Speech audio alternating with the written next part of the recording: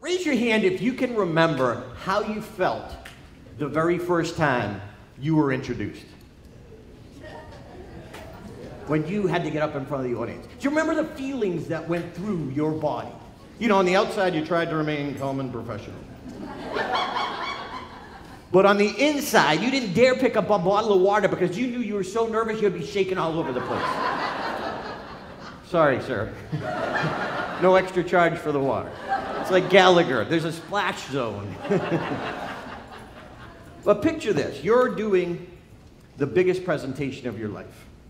It's your first professional presentation. What's going through your mind? Well, it was my first professional presentation. I was to speak to a group of 200 nurses at a posh hotel in Boston, Massachusetts. I was excited and scared all at the same time. So I decided that what I was going to do is I was going to come up with a plan. And I was going to bring these big, colorful props with me to distract the audience from looking at me. I didn't say it was a good plan. It was just a plan. And then I also said I was going to have some opening music, that the music would start off and give some good energy, and it was going to really start off the presentation with a bang. And it was on a cassette. A cassette, for the younger generation, is this little plastic thing with wheels.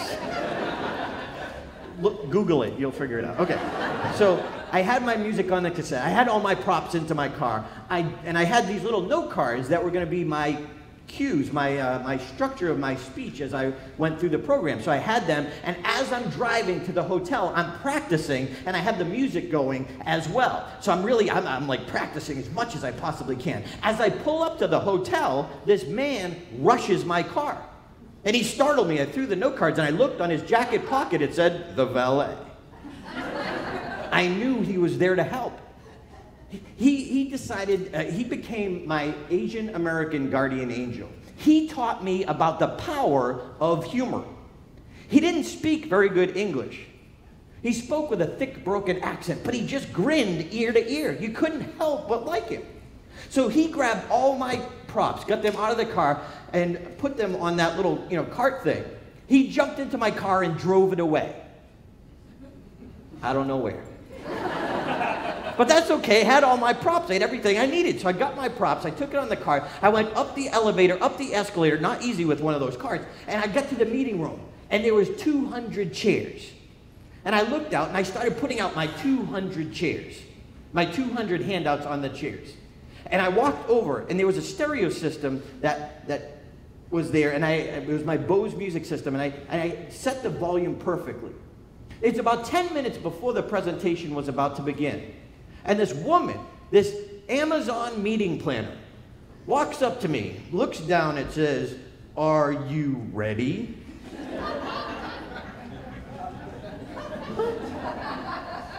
Well, I have my handouts out, and for some reason I walked over to the music system. I got to the music system, and I hit the eject button, and it opened up. And it was empty. Where's my cassette? Where's my cassette? And at that instant, my mother's voice jumped into my head. You know the voice. Where do you remember seeing it last? Not now, Mom. But it's the only advice I could think of, so going through my day. It's in the car. Excuse me, I'll be right back. Down the elevator, down the escalator, I get to my new friend, the valet. I said, "Hi, it's me. I have to get to that car quickly. I don't even remember where I have to get to my car quickly." Do you ever have a bad day that just keeps getting worse? I was trying to hurry him along. I was trying to give him that sense of urgency, and he'd taken these short little steps. I couldn't move him along. Finally, I get to the car, open the door. There's the cassette right where I left it. I grabbed the cassette. I turned and run back upstairs, up the elevator, up the escalator, get to the meeting room, run in the meeting room, put in the cassette, boom, ready to go. Sweat is now pouring down my face. That one little bead of sweat that dangles off the end of your nose. As the Amazon meeting planner walks over to me again and says, "Are you ready now?" Yeah, I have my cassette, I have my props, I have my handouts, I just need my note cards. Where are my note cards? Where do you remember seeing them last? They're in the car. Excuse me, I'll be right back. Down the stairs, down the elevator, down the escalator. You know what happens when you're in an elevator? You're trying to hurry it up. You keep pressing the button. What does it do? It slows it down. That's how they're built. I get down, I open the car door. There it is, right there. My new friend, the valet. How did I miss them? I grab the note cards. I turn and run back upstairs. The valet looks me dead in the eye and says something I'll never forget.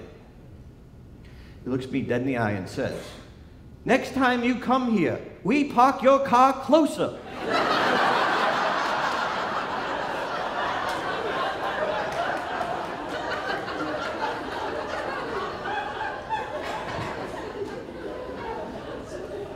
I wish I was making that up or exaggerating. But you see, I believe that he saw the stress and the tension on my face. I believe he painted 3 red letters on my forehead. RMT, relieve my tension. See, you don't have to be a comedian. You don't have to be a funny person to tap into the power of humor. See, I believe that when you humorize, you humanize.